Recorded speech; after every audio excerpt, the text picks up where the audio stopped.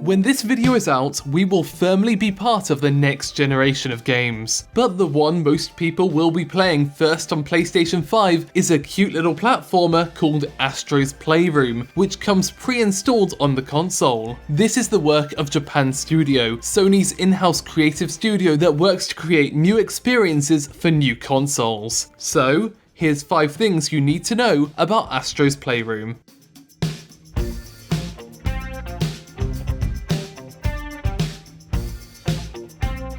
Being one of the first games players will play, the team were eager to take advantage of as many of the console's features as possible, including the adaptive triggers, haptic feedback, and the SSD, which means there's no loading screens at all. But one thing they noticed was that when players died, the respawn felt too quick. We're so used to sighing while waiting through a loading screen that having the level instantly reloads felt weird to the developers. So instead they created a little animation and added a fade out, so there was a bit of time to reflect before jumping right back into the game. They may be working on a new console, but they're still game designers.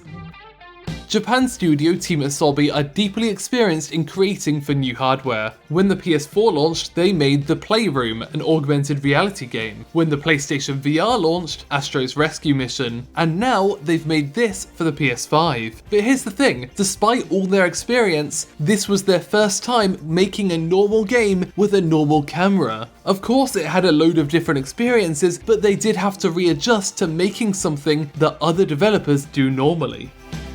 Despite literally being called Japan Studio, the creative director of the studio and director of Team Asobi is Nicolas de Set, a French game designer. The reason he was hired to this team was his long experience with new PlayStation hardware. He started his career by moving to London and working on the Lego games before getting a job at Sony's London studio, working on exclusive games for the PS2 iToy and later an augmented reality game called iPet for the PS3. So you can see why they brought him on to work on new experiences for the PS4 and PS5.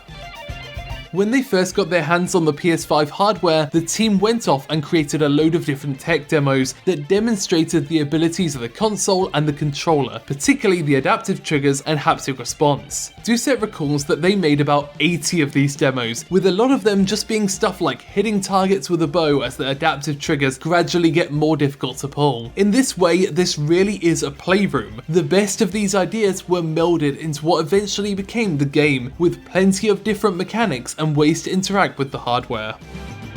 Astro's Playroom changed the way that game development staff work with the audio team. Normally, there's a specific order to things. They create a scene of animation or a gameplay scenario, and then the audio designers will work out how to score it and add sound effects. But in the case of haptics, the rumble you feel from the controller, that has a logic in sound. So audio designers will be brought on much earlier into the core design process to help work on the haptic experience and the variety of sounds that will be felt through the hands. Thanks for watching OTAQUEST in Japan. Feel free to subscribe to find out more about the art and creation of Japanese pop culture.